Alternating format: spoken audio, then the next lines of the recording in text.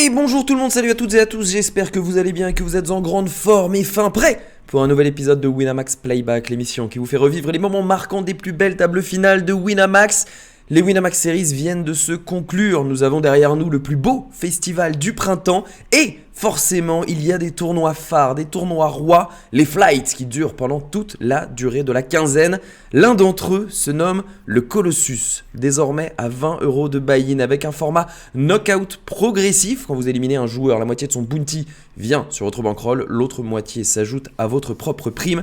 Il a attiré, écoutez-moi bien, 74 218 inscrits et réinscrits, c'est complètement démentiel. Tout cela a permis de créer un petit prize pool d'1 335 924 €. La plus grosse partie de ce prize pool reste encore à être distribuée. On va découvrir tout de suite le casting de cette très très belle TF.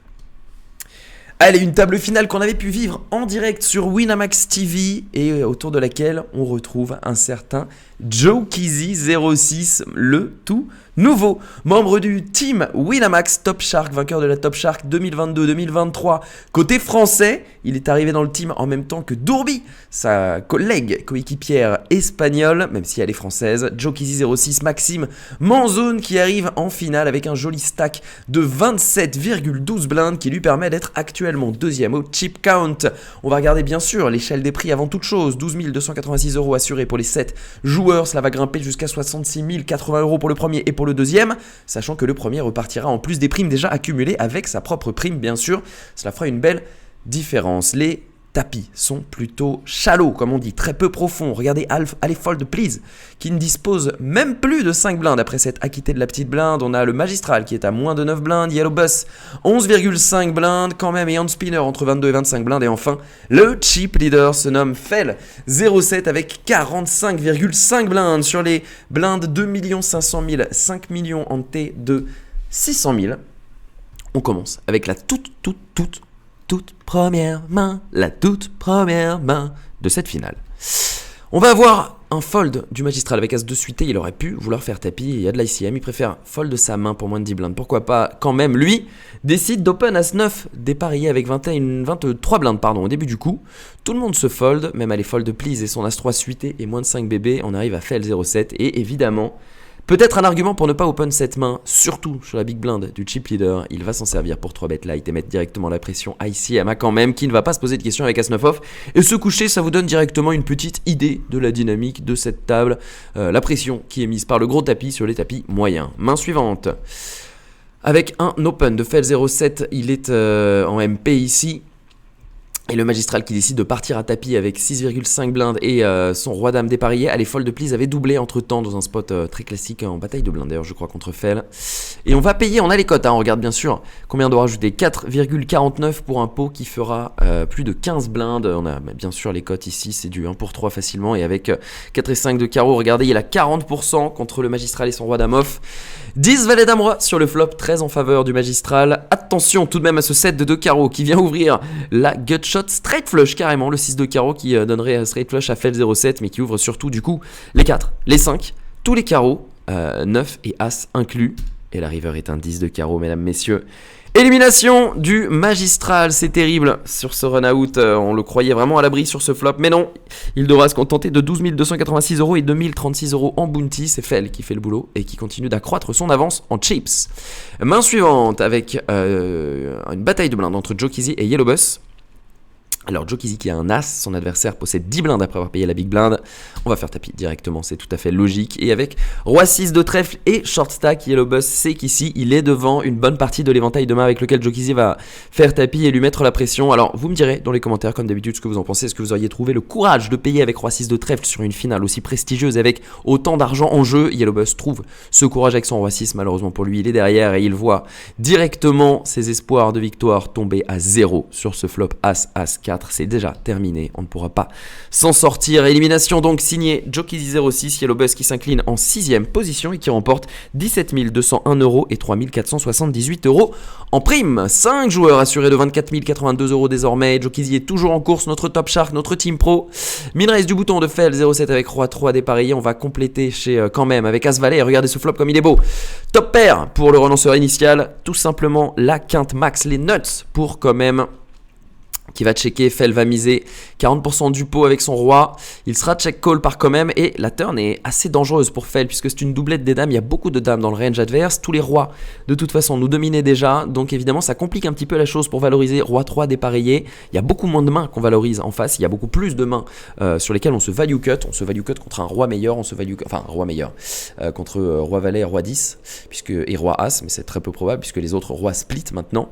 On se value cut contre une dame et au final on ne value que contre un 10, mais peu de chances qu'un 10 nous paye une deuxième street et un tirage avec un tirage flush ou un tirage quinte par les deux bouts.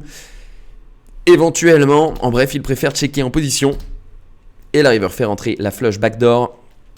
Et même raisonnement pour Fel qui estime qu'ici, quand il mise, il ne sera pas suffisamment payé par une paire inférieure pour trouver une raison de le faire avec son roi. Il va check back et bien lui en a pris. Il découvre la quinte adverse qui va prendre 9 blindes et 9 blindes. Sur cette finale, ça vaut très cher. On continue. Main suivante, un min raise de Joe-Kizzy qui va être 3 bêtes par Fel 0,7. On met la pression sur Joe-Kizzy avec ses 27 blindes restantes. Il ne peut pas faire grand chose quand il y a des joueurs à 10, 14 blindes derrière lui. On a envie d'abord de les voir se faire éliminer avant de prendre tout risque et c'est ce qui va se passer. Il va se coucher Joe-Kizzy. C'était pour vous donner une illustration de la pression qu'on peut mettre sur les middle stack quand on est chip leader sur ce genre de situation en finale.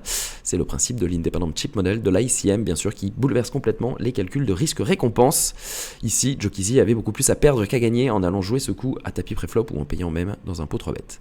Main suivante, open show avec paire de 5 de allez fold please, on se réveille avec As-Roi chez Fel 0,7 évidemment avec 60 blindes, il ne va pas se poser de questions, il les met au milieu, on va jouer ce flip mais malheureusement pas cette fois, on va trouver Brelan directement pour aller fold please et ça va tenir jusqu'au bout, 21 blindes pour l'ancien short stack de 7TF qui se refait bien la cerise. Main suivante avec hand spinner qui va partir à tapis, on va payer tranquillement chez Joe-Kizzy en big blind et regardez, il lui restera 13 blindes je crois, ouais c'est la 13 blindes à la fin de ce coup, avec sa paire de dames on se dit qu'il est tranquille 81%, mais regardez ce flop comme il est beau, As, Dame, 4 avec 2 trèfles, on joue le roi de trèfle pour la Royal Flush, on joue les rois pour la gutshot, on joue tous les trèfles pour la flush, Joe-Kizzy avec son brelan tremble un petit peu, ça claque des fesses chez Maxime, la turn est un 8 tout à fait anodin, et la river est une belle brique, un valet qui ne change rien à la situation. Joe-Kizzy signe une nouvelle élimination de sa main, celle de Hand Spinner, qui va pouvoir ranger son jouet des années 2015 et compter l'argent qu'il vient d'empocher, 24 082 € et 3 248 € en bounty. Bravo monsieur Spinner, on est assuré désormais de 33 714 € et on a toujours un team pro en course mesdames, messieurs. Main suivante, allez fold please, qui trouve un chauve au bouton avec As-3 dépareillé, il tombe très mal car quand même se réveille avec 2 As et va tranquillement se charger de l'éliminer. Rien à dire stratégiquement sur cette main, vous en conviendrez, on passe très vite. 33 714 € et 1220 € en bounty remporté par Allez Fold Please. Nous sommes sur le podium, mesdames, messieurs. 3 joueurs restants, 47 200 € assurés pour Joe-Kizzy. On rappelle qu'il a gagné un contrat d'une valeur de 50 000 € en intégrant le team Winamax et en remportant la Top Shark Academy 2022-2023. Ça signifie qu'avec les bounties déjà amassés, il a déjà, quoi qu'il arrive, gagné plus que lors de son contrat. Une phrase un petit peu longue, vous me pardonnerez. Open shove de quand même avec ce roi valet off, on est payé par As-10, il n'y aura pas de vibrante malheureusement. Fel 07 va se charger d'éliminer la médaille de bronze quand même, bravo à lui, très beau parcours, 47 200 € et 3 184 € en bounty. Heads up mesdames, messieurs, entre un team pro, un team Winamax, Joe-Kizzy 06 et un adversaire redoutable, Fel 07 qui fait très peur sur cette finale. Ils sont tous les deux assurés de 66 000, 80 € et des brouettes. On va voir qui parvient à empocher, en plus du magnum, du trophée, sa propre prime pour faire la différence. On va commencer avec cette main, c'est limpé par Dame Ouitre de Fel 07, c'est checké en big blind par Joe-Kizzy avec son 6 et 7 de trèfle. Ça vient As de 8 Rainbow. On va miser une blinde chez le relanceur initial avec sa deuxième paire, c'est check call par Joe-Kizzy avec ses tirages backdoor. Et on va trouver justement ce tirage backdoor, il est comme il est beau. Tirage quinte par les deux bouts, plus flush draw pour Maxime Manzon qui va checker. Fel va checker en position avec sa main qui est devenue une troisième paire.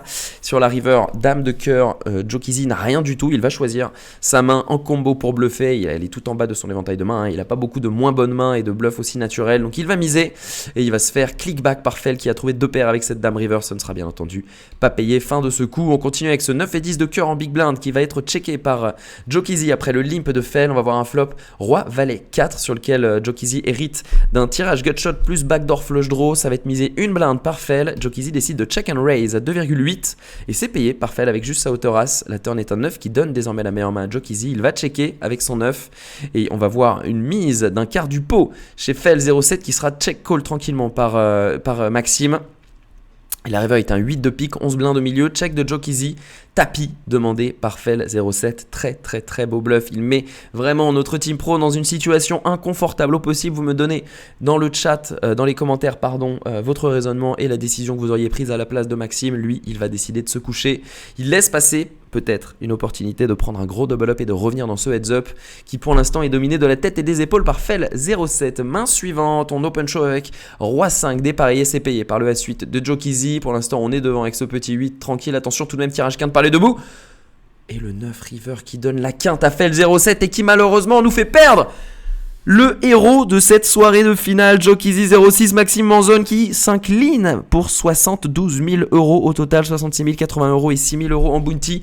Quel parcours pour le dernier entrant du team, bravo, bravo Max, magnifique, belle vibration avec lui à ses côtés toute la soirée, mais il faut avouer qu'en face de lui, il y avait un ogre assoiffé de bounty, assoiffé de victoire. Quelle finale pour Fel 07, 66 088 euros et 19 169 euros en bounty pour un total donc de 85 000 euros au total remporté sur les 20 euros investis de ce petit Colossus. L'opération comptable est absolument magnifique et c'est lui le grand vainqueur de ce tournoi. Bravo Fel 07, vainqueur donc des 74 218 entrées et réinscriptions de ce Colossus qui nous aura donné des frissons et surtout donné très envie, pourquoi pas un jour, d'imiter nos héros de l'émission, de l'édition, de l'épisode. Peut-être que ce sera vous, les prochains héros que je commenterai sur une table finale. C'est tout ce que je souhaite. En attendant, je vous invite comme d'habitude à vous abonner à la chaîne YouTube, à laisser un petit like à la vidéo, un petit commentaire pour donner vos avis. Merci à tous d'avoir été à mes côtés pour le replay de cette petite Colossus. Je vous donne rendez-vous très vite sur Winamax TV. Et en attendant, pour tous ceux qui vont grind, prenez bien sûr beaucoup de plaisir. Et puis, on n'en a jamais trop. Good luck à tous. Ciao tout le monde et à très vite.